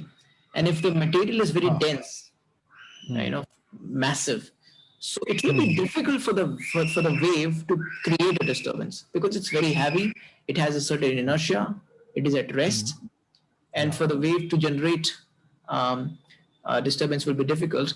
And high frequency means disturbing it way more in a given second. Yes. I lost you there. Okay. Can't hear you. So High frequency. high Yeah. frequency means in a particular second you are giving a certain numbers of jerks to the medium, isn't it? No. Yes. So if if the material is very massive, it has a very high rest inertia, then it will be difficult, to Yeah. disturb it. And if it's massive, if it's dense, then it will be difficult um, to adjust high frequency in that medium. Can you think along my thought? So that would mean if that's the case, then if you introduce a wave of a particular frequency in a medium, Huh? uh, by your line of thinking, the wave would take some time to maintain that frequency in that medium. Is that what you're saying? Yes, it'll But lag. It'll lag basically. but Um, but do we observe a lag? yeah, that's what I'm I saying. So think if my idea is correct, then yeah. dispersion will be easily explained. I mean, what I mean to say is, कोई मोटा सा आदमी है और कोई पतला सा आदमी है और हमें बोलना है कि तुम्हें एमिटी से लखनऊ यूनिवर्सिटी तक दौड़ना है और हाँ, हम उसे बोलें कि तुम दिन भर दौड़ते रहो. So of course, the motive वाला उसको it will take time. So हाँ, if you say जल्दी करो जल्दी करो जल्दी करो, he will not respond. The मोटा वाला आदमी. हाँ, But the पतला वाला आदमी will be like, yeah, करते हैं, कोई दिक्कत नहीं. So here we have a massive medium, a denser medium, and if we ask it to do it faster, that's what high frequency is. We're asking it to be disturbed faster, faster, faster. It won't respond. It will lag. Heavier medium. So this is what we expect logically, at least, from the common sense perspective. Okay, yes. Huh? Let's just stretch this argument a little further logically. So what this says here is that for waves on a string, pure sinusoidal waves of high frequency and short wavelengths tend to travel with a smaller speeds than longer waves. Is this making sense? Okay, I see where you're coming from. Okay. Pure sinusoidal waves of high frequency and short wavelengths tend to travel with smaller speeds. So we're not changing the medium. We have the same medium. Yeah, yeah. And case number one, we are giving it a high frequency disturbance. Case number two, we are giving it a low frequency disturbance. And in these Yeah. two, we see that when there's a high frequency disturbance, it will be a slower wave. And vice versa. But I'm seeing it in a very like if there is a high frequency, then that would in general like it would mean that the wavelength would be smaller. Not necessarily. It depends upon the speed, Not necessarily. It's only Yeah. the inverse relation between frequency and wavelength is only true for electromagnetic wave, which has a very, which has a constant speed, So if Yeah, you yeah. fix the speed, then you can Then, have a yeah, inverse relation. sure. If you're not sure about what the speed will be, uh, you can't really say how frequency and wavelengths are related. Because here we say that, well, if there is a high frequency and low wavelength, then the speeds are getting lower. Yeah. So here the speed is Yeah. not So a then your logic follows. constant, right? Yes. Yes. Yeah. Uh, it would. It won't take. I would say time won't be a factor here, but yes. Uh, yes. If you're saying speed, then probably yes, time would be a factor. Uh, so probably yes, but adjusting, like I don't know why, but I can't digest that adjusting factor. Like I don't think there'll be an adjustment or there will be a lag. This will happen very smoothly. It's just that uh, the speed will reduce because yes, the frequency is high, so wavelength is low. Your speed will reduce, but I think that'll be instantaneous. Hmm. Hmm. And then the how that interaction happens is what we get from a dispersion relation,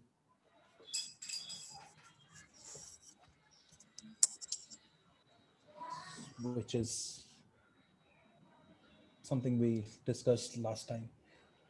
I really want to understand how is propagation Yeah, wave in a medium. yeah, like what's happening just at Yes. the, like how it is interacting here. Yes. How the wavelength changes because of material density. How the um, frequency So changes because this of. is the next few lines are very interesting. uh, the phenomenon of dispersion is to be found in many different kinds of media with different underlying physical mechanisms. This is what we discussed last time. And what we want to stress is not the very special analysis that led us to the dispersive property of a string of beads, but the fact of dispersion itself. The words suggest a separation of what was at first in one place, and that is exactly what it entails. We see it happening when white light passes through a prism and it spreads out into different constituent colors. The velocity for waves of red light in glass is greater than that of waves of blue light, and the refraction of light upon entering the prism is given by Snell's law. Sure. So there again, they have completely now focused their attention to dispersion itself. Of electromagnetic light. Electromagnetic. Yeah. So I think at the end of the day, it just boils down to uh, the electromagnetic specific electromagnetic waves for specific frequencies, and how each wave of each frequency will interact in a very different way. Not in a very different way, but in a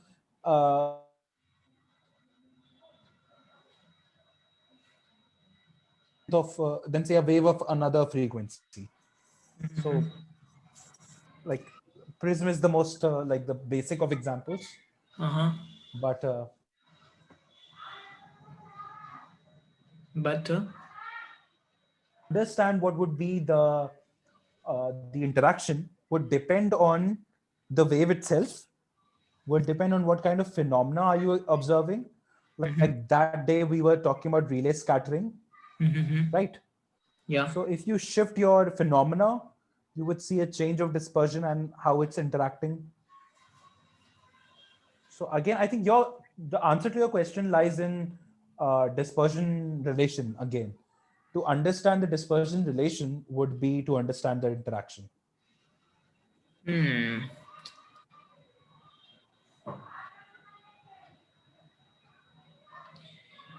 I think there's a very wonderful thing that I observed um, in the dispersion relation. To point out, I'll show you. Um,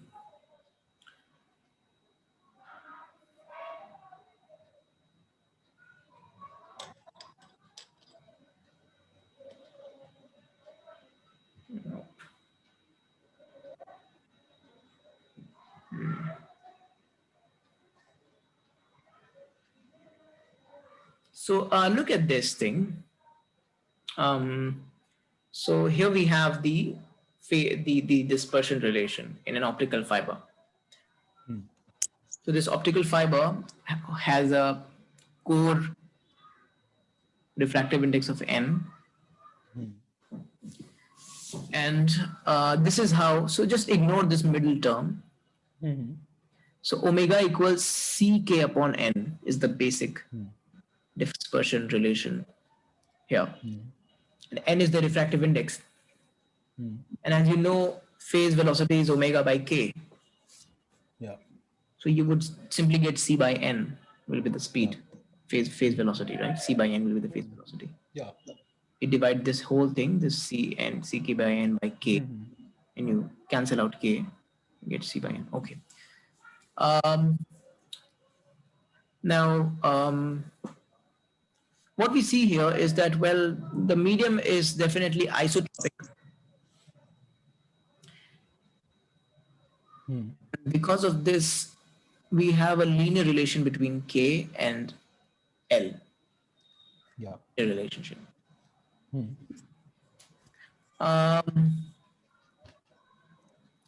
Also, observe that the velocity, the group velocity is going to be d omega by dk. So it's also straightforward. In this case, it will definitely be c by n only. Same thing. Okay.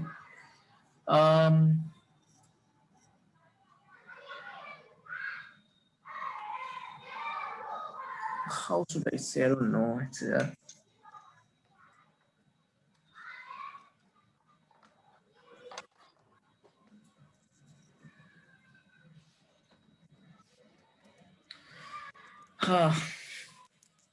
I don't know how to express.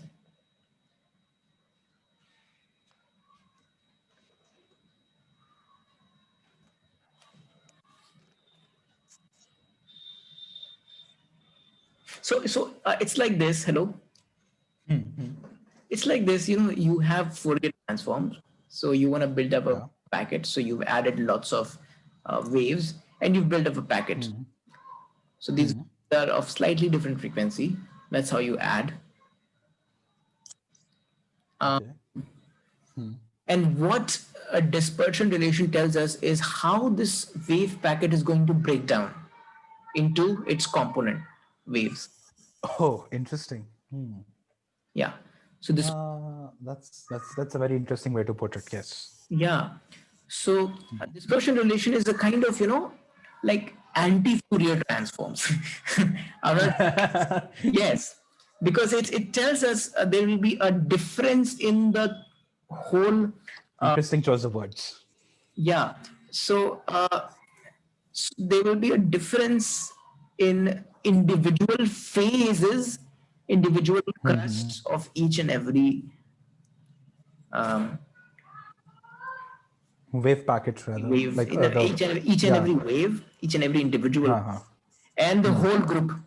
So the group will travel at a certain velocity, and this velocity is going to be different that of others.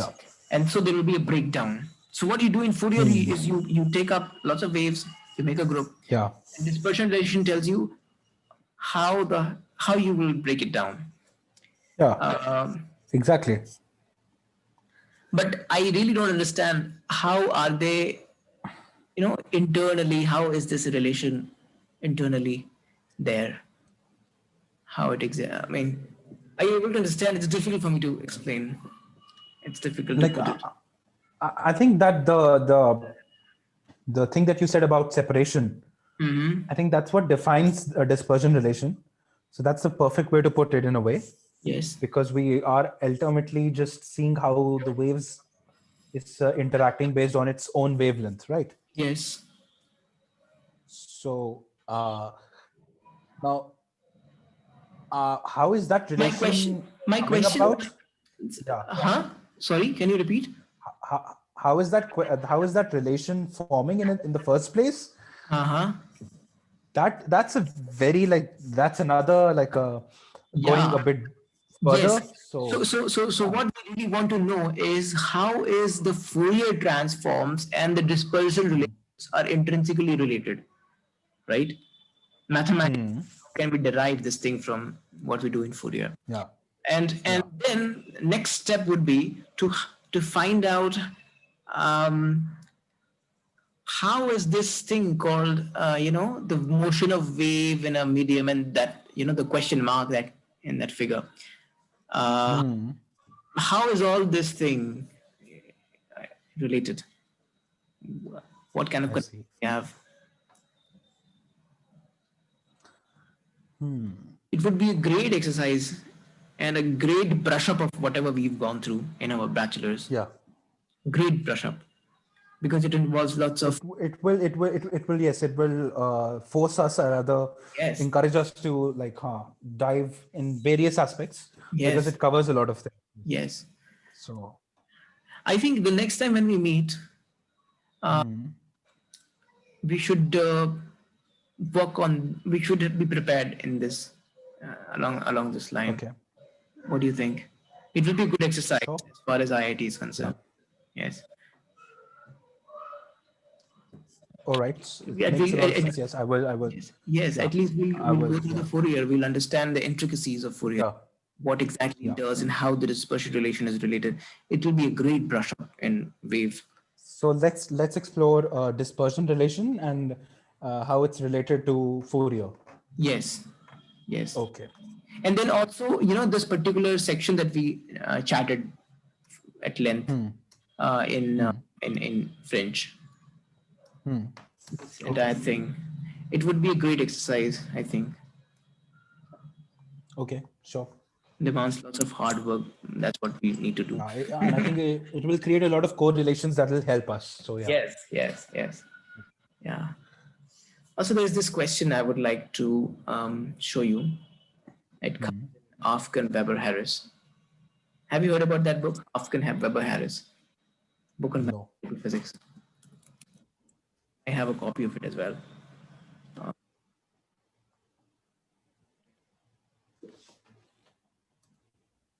So many books. So Fourier, let's see, where is Fourier? Fourier, where are you?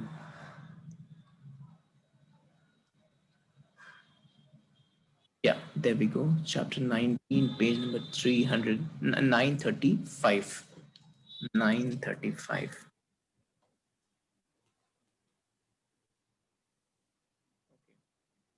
This is a chapter in Fourier series. It's a very nice, but it's very short. But in the exercise section, this question number 1.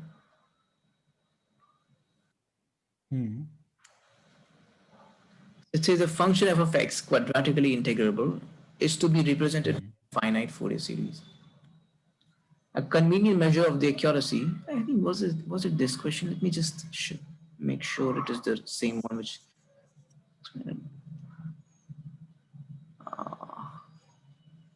Yeah, probably it was. Yeah. So a function of f is represented by is to be represented by a finite Fourier series. A convenient measure of accuracy of the series is given by the integrand square of the deviation. Show that the requirement that delta p is minimized. That is, now having gone through Fourier series, I think we must at least know what this question is trying to ask.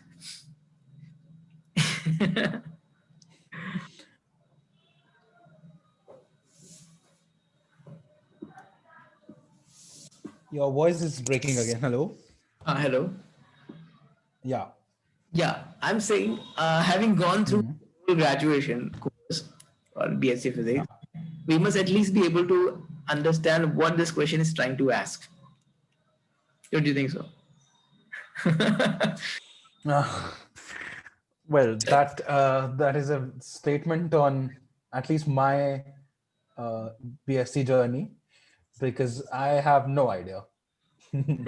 Same here. I don't know why it's so difficult to make sense of what it's trying to ask. So when I was like going through Fourier in general, I asked this a lot. And the only answer I got was that this is a mathematical tool. That it helps, and therefore you should do. But no one told me what it helps what is it that makes things simpler, what are we dealing with, and Could you just describe to me, because I've been very curious for a long time, what kind of faculty Lucknow University has? a very diverse group actually. So uh, there are professors which are extremely knowledgeable but will not share with you if you don't pester them, which is something I'm willing to do and many students are willing to do. There are another variety of professors which actually don't know much. So they will just stick to the notes, they will stick to the script, and they will not entertain you. And there are third kind of professors which are not as much knowledgeable as you would like them to be, but they are very active and they would entertain your questions. They will discuss with you. They will find answers. So there are these three primary varieties of species of professors that we have found. At least I have come across. Okay. Yeah. I think this is something that is okay. What about the number? How would you describe what percentage of Uh, solution I basically? think I think it's a very fair distribution. We have Okay. a pretty good number of knowledgeable professors, but what happens is that they don't take us as seriously as probably we would like them to take us, because these are professors that are primarily dedicated towards teaching master students or PhD students, right? So they only tend to teach us for one course, or we get 2 or 3 units with them. So uh, I've seen that they don't take us that seriously. They're very knowledgeable. They are entertain us, but when it comes to, like, if I ask them something beyond a certain depth, right? They would ask me to read a lot, but they won't answer me. And I've asked this them to them, and they say that because you will not appreciate it if it comes from us, and I get that now. So they want me to explore more rather than to get my questions answered. Uh, Same as it Right. is with me Yeah. at Amity. Yeah. But And which, yeah, this is irritating at first, yeah, it is. but yeah, but then I like, now I think it makes sense. Like with the good professors, I'm saying, no, the bad ones, they're just distracting you. They're just getting, over with you. But with the good professors, if you ask them certain and it's very fundamental, they may drag you. But then if you come back again with certain knowledge, with a deep understanding, they entertain you. So it's a mixed bag of professors. But that's only in the physics department. I would not even start with the maths department. It's a Okay. mess. At Amity, we just have a couple of teachers who are really good, and many Okay. of them fall along the line of those that are here for their salary, and they are teaching Uh-huh. because and they are asked to teach us. Yeah. So they know the maths, but they don't really know the physics. And Hmm. IT, and I've seen just one particular person. She was so dumb, outright dumb. I mean, imagine a professor walking in a classroom and asking to 23, 22-year-old, third year um, physics graduate students, Uh, undergrads, uh, can you tell the direction by looking at the sun? Can you? Is there someone? oh. Have you seen clouds? Have you seen clouds? Have you seen compass, the magnetic compass? I mean, what kind of a professor asks, something? And we had 4 modules, and the first module was about thermodynamics, right? And Okay. so in the first module, we had the gas laws. And you won't believe Hmm. the semester was spent just discussing the 3 laws of thermodynamics. Oh. So this is so, like, I mean, Yeah. Yeah. so dumb, Yeah. so dumb, so dumb. Anyway, so anyway, she was Yeah. she left Amity. I don't know why.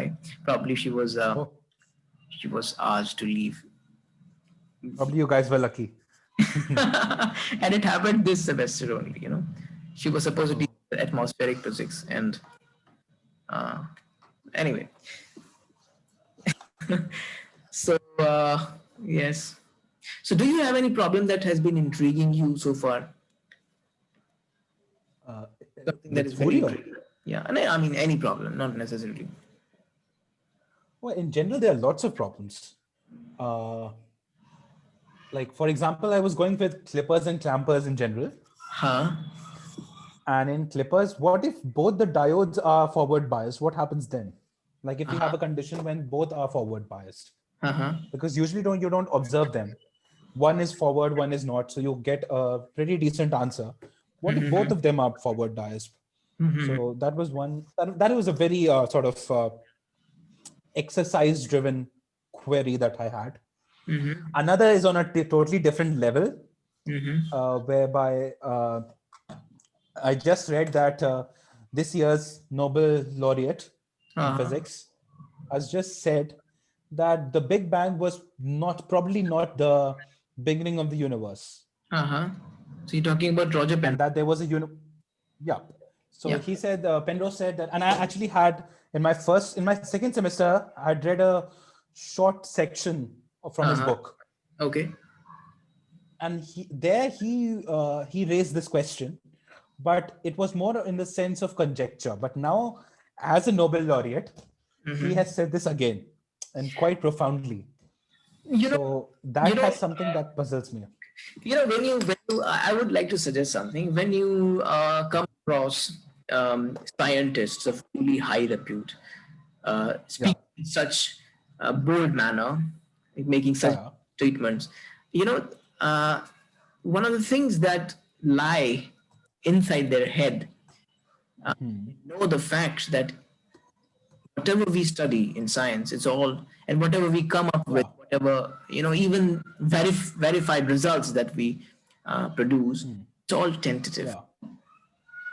Hmm. Hmm. So I've listened to Penrose for hours and hours for the last 7 years. I've been reading his books really thoroughly, and I know his approach to things. So if you made some statement of that sort, so bold, the fact that it's all tentative is uh, very much Yeah. it's engraved in them. So No, nothing. but because the problem was that as an astronomy student, we were told that it's impossible to explore the nature of the universe before the Big Bang. Uh, So it's like that agnostic person who doesn't deny the existence of God but can't prove it. So in a similar fashion, the Big Bang, what happened before the Big Bang is it's so bizarre. It would be so bizarre. It would be so incomprehensible that we say that we can't understand, we can't study it. So uh-huh. to make this kind of a statement, when he has said that you can find evidences of a pre-Big Bang universe Uh-huh. in our universe, you can find them. They are reminiscence There, of there must be pre-Big some Bang really universe. good. There must be some really really good, Yeah. So basis. yeah. So if that is the case, then this like changes everything, because it's a very fundamental. It's not a principle. It's a sort of a well accepted fact that it's impossible, or rather next to impossible, to explore anything or say anything about the universe before the Big Bang, because we have theories. There is Yeah. a oscillating universe theory, which quite simply suggests that the universe collapses and then bursts again. And if that is the case, then this is just one of those cycles. But it's for him to say it like that was I like like to very think about interesting to me. creation in a fashion that we studied today. So I like to imagine creation like along this uh, line of Okay. thought. So this is one of the universe Huh. which is existing. This is another anti-universe that's existing. They combine, and then there is nothing, Sure. and then out of nothing Yeah. we get something, and then this Oh, goes that's a very in one beautiful direction. analogy. Yeah, and then they go in there. So as a matter of fact, this every Yeah. wave, every pulse lives for a certain while. That is the you can say the lifetime of that The universe. life of the universe. Yeah. Yes, and then when they combine, there is nothingness. It just goes poof, it's gone. And then suddenly, out of nothing, because if you just skip everything that happened before this question mark, everything that happened, if you know, if you don't have any method of finding that out, what happened this before this question mark occurred, have to conclude that, well, these two waves popped out of nothing, right? Ah. And then they go along, and then there must be, some kind of, because this is a stretched string, it is a stretched between 2 points. So of course, this particular pulse will travel, and it will hit, and it will bounce back, and it will come back to the midpoint. Again, there will be a collision, and then nothingness, and again, out of nothingness, something will be popped up, and this cycle will go on and on forever. Who knows? Interesting analogy, but yeah. But the fact that how would we know that that's happening Yes. is the question. Right? It's not the Yes. question itself. I'm not disputing that there couldn't be a pre-Big Bang universe. I am questioning the knowledge or the awareness of knowing that it did. Right? It's like, I think you read one shlok to me, which was about this, which was about the inherent negativity of knowing. Huh? I think if you recall, Yes. it was An unknown Brahma unknown. Tattva or something. Yeah, about the Brahma, the Brahma Gyan, or So I think not drawing any comparisons, but just saying that the fact that it's very widely believed in astronomy and in astrophysics that the universe before the Big Bang is completely unknown to us. So to say this is something like I would like to explore this. So these are two things that in the past week have intrigued me. What about you? Um, to be honest, I've been reading too much in economics last week. Okay. I hadn't really touched anything else other than economics, because I was taking part in an essay competition. Do you know that Oh, a heartfulness essay event that takes place in Lucknow every year? no. So it's actually organized in No. collaboration with the United Nations, mind you. Okay. So there's this big symbol of United Nations that comes on the certificate, and I was merit in the last, I think in 2018, my essay. Interesting. I won it in my university, and this time the topic was poverty is not just the lack of money. So this is of Okay. course to Amartya Sen. We all know it if we had studied economics. So I spent lots of time doing the research study. So I didn't really. And what are your opinions? Huh? And what are your opinions on poverty? Yes, definitely. I believe that it is not just about money. It's a measure. Money is a means. It is an easy measure of how much a person is able to uh, obtain from the world. Um, it is not really the measure of the overall happiness or overall development, because money is there to develop the person individual. And Okay, so it's like poverty in a much more comprehensive sense, where you're not just considering the material poverty, but the overall poverty. yes, yes, Like yes. someone could have a poor character, so that would also constitute to being stricken by poverty. Yes, I mean, I'm just guessing. Yeah. not necessarily, not the poor character. It's like, Yeah. there was this book by Amartya Sen. It's called Development as Freedom.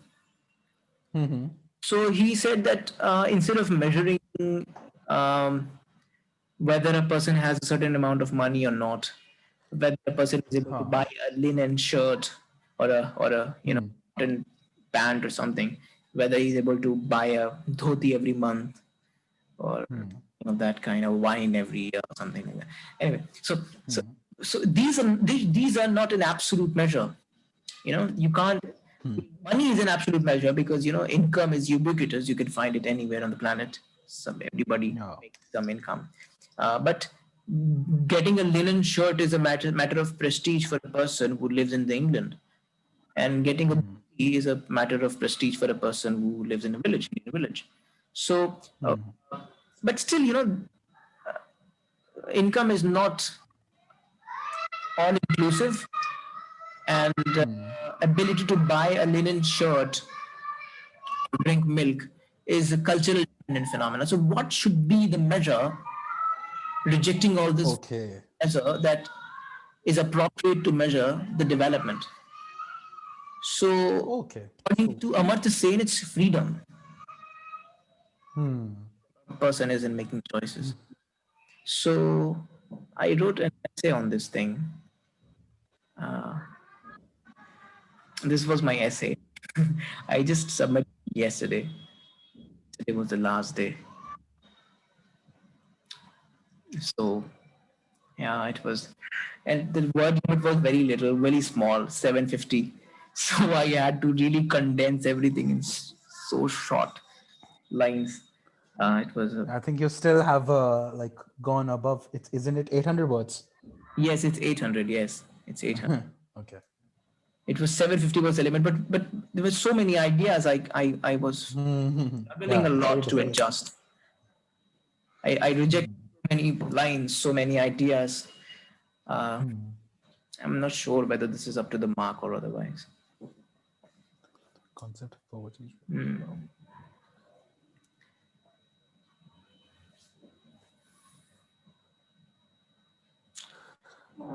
Interesting argument. Like, it's. I think this is a very vast topic. Yeah, So yeah, it's a very vast topic because uh, the variables involved are too many. If yeah, you are exactly. Yes. so, and So what I chose there's in this so thing, much that depends on culture yes, yes, that it's very different. Like freedom is different for every culture, yes, yes. right? Still, if you go and And ask a I've long person argued how free this. you feel, Yeah. that would give you a much um, I think sense. if you measure, I think it's a, you see, any such indices, right? Any such measurement of development should be such that can be compared, right? Yes, Irrespective of exactly. geography, irrespective Yes. of and of time.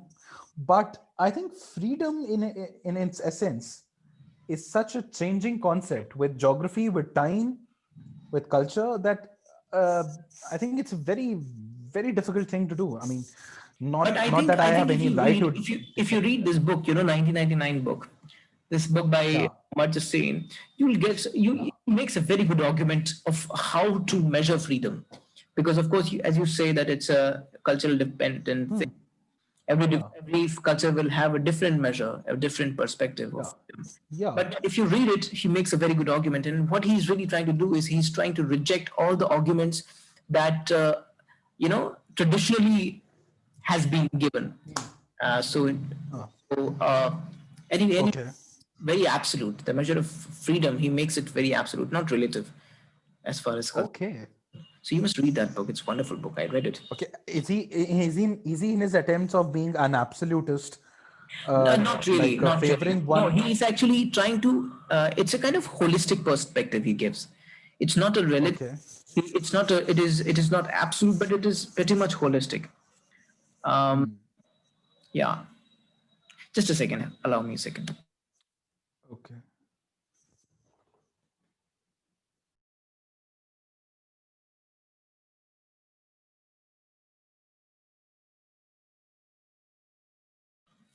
Hello. Hello. Yeah. Yeah. So the argument that I made in this one, I'll just give a brief idea of what was my argument. It's very interesting. Being a resident of a labor's can you listen? Yeah. Yeah, being a resident of a labor's colony, I have been the I have seen the poor state of my neighborhood since infancy. It was obvious that lack of money is solely responsible for the deplorable state. But when I entered university, there you see, uh, I came across wealthy individuals who were seemingly depressed. In spite of scoring high academically, their hearts yearned for something meaning, some meaning in life, a sense of purpose in life, which they believed they lacked. Some were pained due to the lack in command in English language. Some were stressed out because, despite their constant efforts, they could not, never focus. You know? And then I, Mhm. in this one, yeah, this thing, in childhood, every individual in India is forcibly made to sit on the slippery slope of a cannonball called education. Ball is then launched. The wind, the waves, the force at the back, the heat of the moment blurs her vision. The ball rises high, stops for a while in the midair, and then begins to descend in no time. So Very interesting. Yeah. hardly had she realized that the stillness in the midair, which is of course the time to make the life-altering choice, when it begins to sink and in no time lands in a pit of dirt. Wow. And then I say that, well, the term which Amartya Sen replaced poverty with is unfreedom. The term itself shows the manner in which money cannot solely influence it. Multitudes influence freedom, unfreedom, lack of meaning, lack of proficiency, lack of motivation, and among others. The metaphor of cannonball paints a picture that answers questions like, in what sense is it an unfreedom or poverty? The thing that I talked about, na, in university students feeling meaningless. So, and why achieving this kind of freedom in this regard is so important. And then I say, though my argument seemingly could not be profound enough to an obtuse eye, the cuteness of the case, I should point out, lies in the convolutions of human nature, sufficiency of time and circumstance, and you must be able to relate this. I should say, because as you said that in your high school, after your high school, you had somebody with whom you had lots of conversations, intellectual conversations, which really Yeah. unfolded your Yeah. brain, right? So Yeah. that's what I've been referring to in this line. Circumstances, sufficiency of time and circumstances shape the human brain. For the human brain learns not by collecting relevant chunks, rather, it learns by ruling out those from its collected chunk that seems futile. That is how Very true. the brain Yeah. learns. And the lack of time and circumstance to execute this process is a terrible poverty that leads to a famine called meaninglessness of life. Beautiful. Yeah. So, I fully agree with this. Yeah. yeah. So I think it's very important for us, for students in high school and thereafter, to at least spend some time alone with somebody, away from the academic chaos, academic burden. Yeah. And because even SVPW or environmental science or physical education and so forth, these are simply, kind of an academic burden to a guy or a girl in Yeah. high school. Something that is not at all. Yeah, I think yes, it's a very big fault in the system, where Yes. we are up till the 10th grade, we are very like immature children, Huh. and just in 2 or 3 months, which is the break that we get after the board exam and Mhm. before the next session Yes. starts, Yes. in Yes. that 2 or 3 months, we are expected to grow up a lot, Yes. which is insane. Yes, exactly. I Yeah. mean, it took me 3 years. I gave a gap of 3 years, and this is the time when I really learned about so many things. I realized my own potentials and my own passions. Same goes with my friend MBBS. He realized that he has certain potentials, and uh, yeah. So this time, Yeah. this lots of circumstance bombarding upon us. It's Yeah. so this is This is very interesting. Like this working is last. I think by this, like from your this essay, what I can say is that uh, poverty would have a different meaning Uh-huh. to every person, because the circumstances will be difficult. Uh-huh. What she is deprived of or she gets would be different, and therefore what will emerge out Uh-huh. will be very different. So someone say who doesn't get the opportunity to like explore themselves, for them simply exploration of their mind, of their character, would be something that we'll long for, right? Yeah. So not having that would be a poverty. For someone Yeah. else, it could be resources. So while I understand the idea, I still think that to measure poverty from this view of freedom, I think I have to read it. Yeah, But you if you have can to just read it. explain it to Yes, me, that yes, like how definitely. can freedom be made like wholesome? Yes, you Because must read it. it's yeah, It's a it's wonderful book. yeah, It actually altered my own way of looking at life. I mean, there are few books that completely change our perspective, isn't it? We read so many books. Some change our perspective. yeah, yeah, For me, yeah. this was a great change of perspective. You must read it. Well, I have to, yeah, I have to because Yes, this is a very strong question. Like I have a curiosity to know this. Like I'll send it's it to so you. strange. Yeah, Yeah. I'll send it to you. Okay, I think this must Okay. be for today. Yeah. Yeah, Interesting talk. yeah. Okay. Okay then. Bye bye. Bye. Bye.